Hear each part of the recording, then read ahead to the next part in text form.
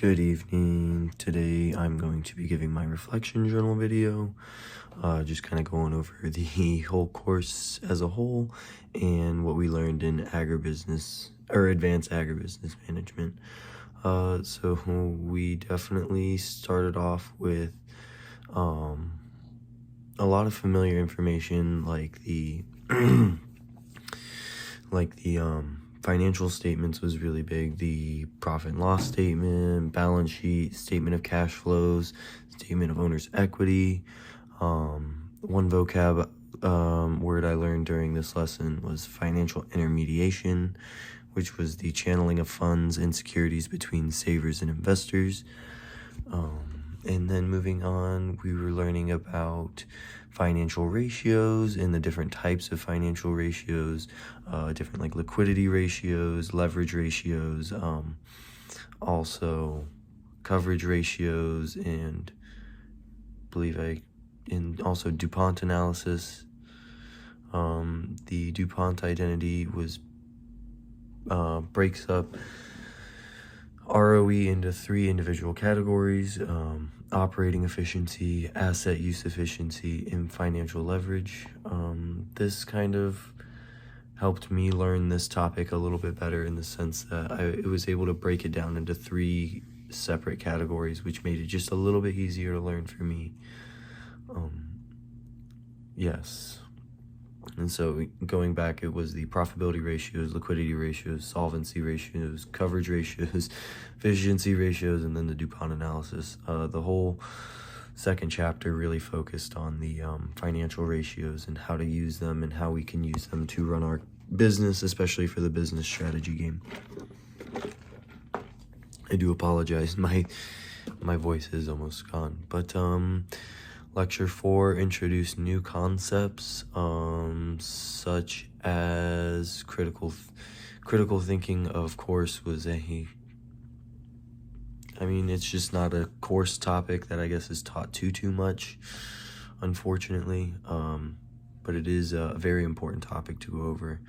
Not only did we go over critical thinking, but we also kind of went over risk a little bit and just how different people perceive risk and how risk can be evaluated, essentially. One way to evaluate risk is through sensitivity analysis, which is to try and see what will happen to the net present value of a project when only one variable is changed. And then moving on, we went on to the 5 C's of credit. And this was a guest lecture given by Farm Credit, which was really cool. Got to learn a lot of what they do and how they conduct financial analysis on different agriculture businesses and if they are financially stable. But we went over the 5 C's, which was character, conditions, capital, capacity, and collateral. One vocab word that I learned for this lesson was really cool. It was the rule of 72, which is dividing the number 72 by any interest rate gives the approximate length of time for an investment to double with compounding interest. Again, my voice is almost gone, but it was just a really cool rule, and it's just another one of those weird math tricks that just works, and I find those to be really cool.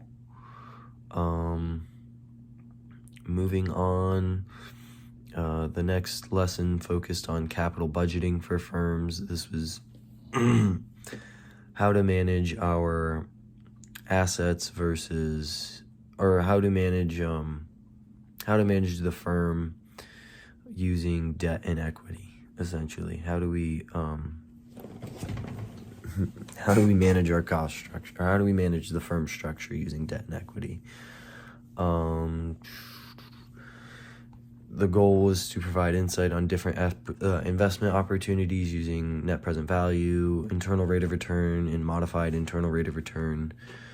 There are 5 steps to capital budgeting: identifying investment alternatives, selecting the appropriate method of evaluation, collecting data, analyzing it, and then interpreting the results.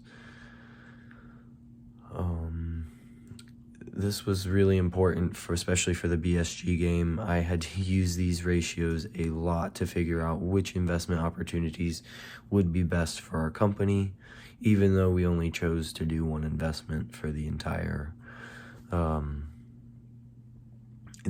term of the game. But moving on, we started going into we started to go into different types of stocks and bonds.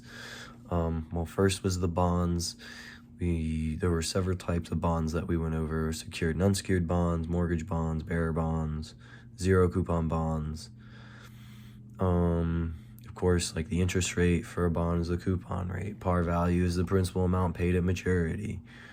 Of course, there are several risks associated with bonds,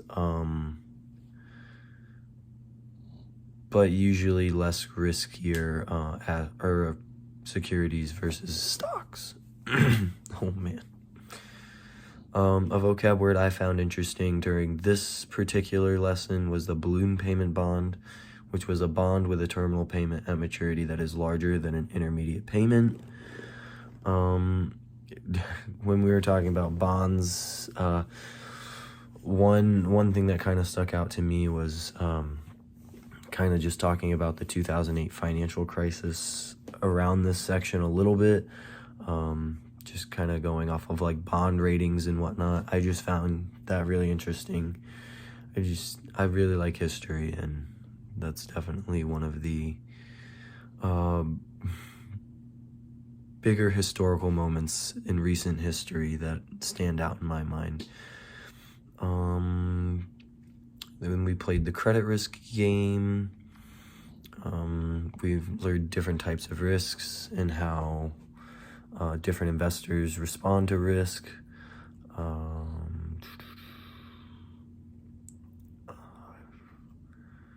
The level of risk reduction depends on several factors, such as the number of investments held, correlation between expected returns, changing costs and returns per unit of investment, due to the diversification of the portfolio.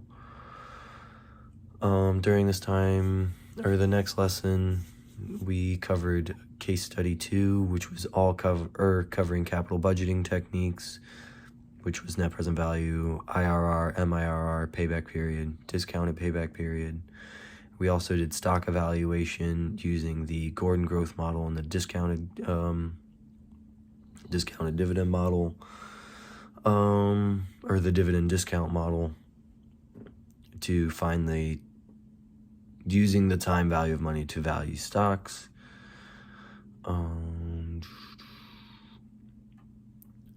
This time I think we were getting close to around the first board of directors meeting, and we were definitely trying to use a lot more of the course concepts to really try and push our team into 4th place for the BSG game.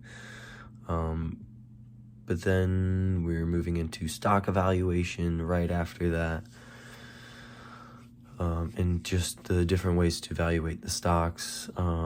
We also, during the capital budgeting techniques, used WACC and used the CAPM theory to find WACC.